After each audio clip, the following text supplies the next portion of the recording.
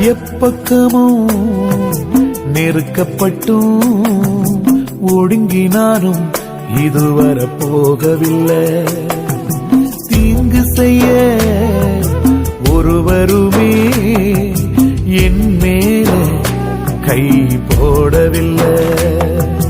உன் கிருபை என்னோடு இல்லை என்றால் நிர்மூலமாயிருப்பேன்.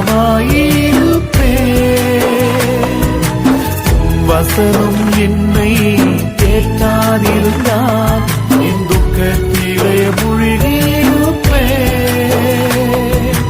நீர் போதுமே என் வாழ்விலே, நீர் வேண்டுமே என் வாழ்விலே. நீரே நிரந்தரமே ஐயா, நீரே நிரந்தரமே.